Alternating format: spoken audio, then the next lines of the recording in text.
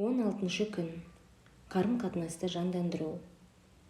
Бүгін сіз ескі махаббаттан бас тартып, дәмі кеткен қарым-қатынасты қайта жандандырасыз және жаңа махаббатқа жүрегіңізді ашасыз.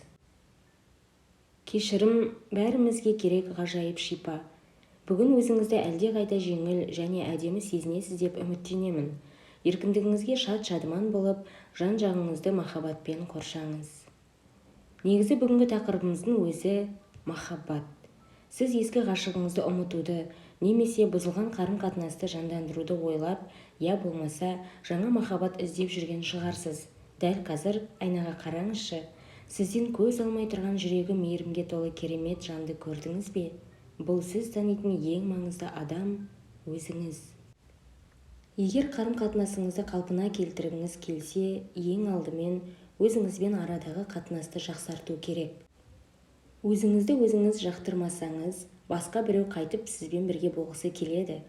Сіз өзіңізге риза болсаңыз, өзгелермен қарым-қатынасыңыз да жақсарады. Бақытты адам басқаларды өзіне тартып тұрады. Егер сізге молырақ махаббат керек болса, онда өзіңізді қаттырақ жақсы көруіңіз керек.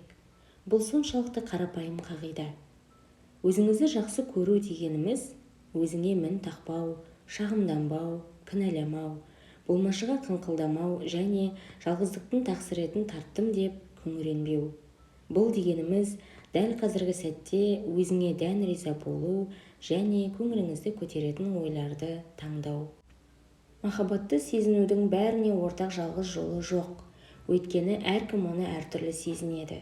Кейбіреулерге сүйіспеншілікті сезіну үшін оны біреу құшақтап, физикалық тұрғыда жанасуы керек. Тағы біреулер мен сені сүйем деген сөзді құлағымен естіген соң ғана махаббатқа бөленеді. Тағы біреулер махаббатты сөзбен емес іспен көрсеткенді құп көреді. Көп жағдайда біз үшін махаббатты қабыл алудың ең оңтайлы жолы оны қайтарғанда өзімізді жайлы сезінетін тәсіл. Менің сізге кеңесім айнаны пайдаланып өзіңізді жақсы көру үшін күн сайын еңбектену. Қолыңыз қалт етсе, аффирмациялар айтыңыз. Өзіңізге деген сүйіспеншілігіңіз өсіп жатқанын көрсетіңіз. Өзіңізді романтика мен махаббатқа бөлеңіз. Өзіңізді еркелетіңіз. Қаншалықты ерекше жан екеніңізді көрсетіңіз. Өмір әрқашан біздің ішкі сезімдерімізді қайталайды.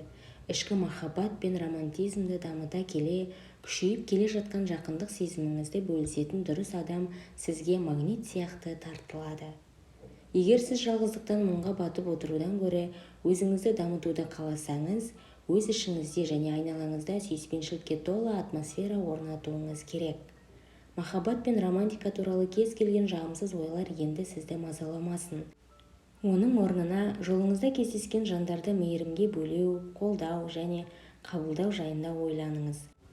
Өзіңізді осы қалпыңызда шын жақсы көре алсаңыз, сіз бүкіл күш-жігерін бір мақсатқа жұмылдырған, жамандықтан аулақ, сабырлы жан боласыз.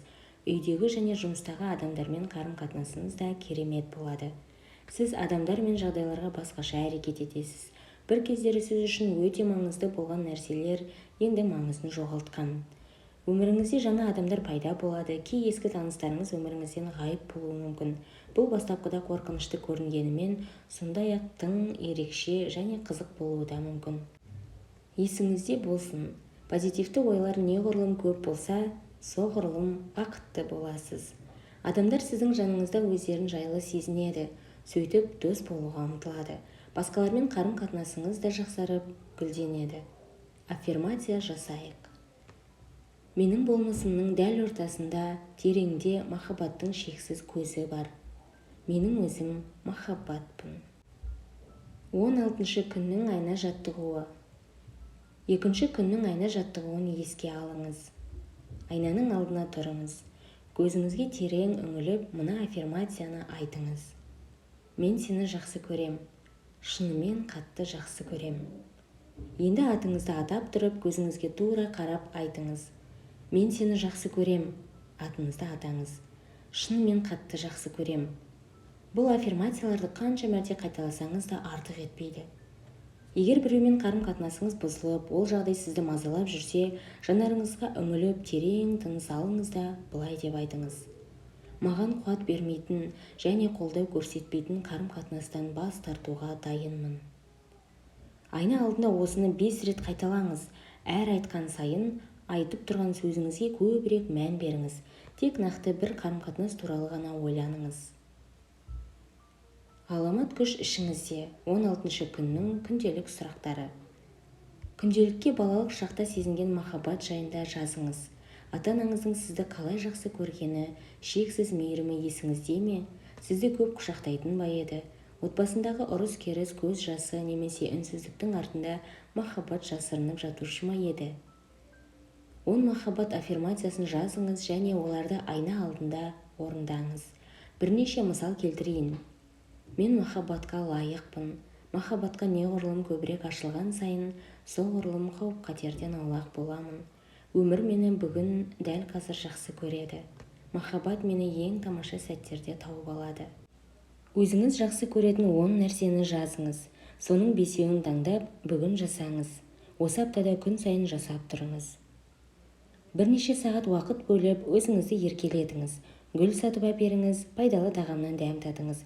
Қаншалықты ерекше жан екеніңізді көрсетіңіз. 16 күнгі жүректегі ойлар. Махаббаттың дәл ортасында өмір сүрем. Отбасыңыздың мүшелері бұл өмірде бар ма, жоқ па, оған қарамастан әулетіңізді махаббат шеңберіне айналдырыңыз. Достар, жақындар, әріптестерді, өткен күндегі бүкіл адамды және кешіргіңіз келетін, бірақ қалай кешіретініңізді білмей жүрген барлық адамды қамту үшін шеңберді кеңейтіңіз. Олардың бәрімен керемет, үйлесімді қарым-қатынас орнатқаныңызды, екі жақтан да құрмет пен қамқорлық шуағын шашып тұрғанын аффирмациямен бекітіңіз. Абыроймен тыныш және шат-шадыман өмір сүре аласыз. Осыны естен шығармаңыз. Бұл махаббат шеңбері бүкіл ғаламды қоршасын және сіздің ішіңізде сүйіспеншілікке орын болуы үшін жүрегіңіз ашылсын. 16 күннің медитациясы. Махаббат бәрінен емдейді. Махаббат ең күшті дауа. Өзіңіз білетін жандардың бәріне көп жұбаныш, қолдау мен сүйіспеншілік жолдаңыз. Есіңізде болсын, сіз жіберген ізгі ойлар өзіңізге қайта оралады. Отбасыңыз бен туыстарды, сондай-ақ достар, әріптестер және бұрыннан танитын барлық адамды қамтитын махаббат шеңберін елестетіңіз. Өзіңізді сол шеңберге қойыңыз. Сіз сүюге лайықсыз, сіз сұлусыз, сіз мықтысыз. Барлық жақсылыққа және ішіңіздегі шексіз сүйіспеншілікке құшақ жайыңыз. Ендеше мынадай аффирмация жасайық. Мен махаббатқа ашықпын. Мен сүюге және сүйікті болуға дайынмын. Мен әрдайым гүлденіп құлпыра түсемін. Денім сау, шығармашылықта жолым болған. Менде өзара сыйластық пен қамқорлыққа құрылған тамаша үйлесімді қарым-қатынас бар.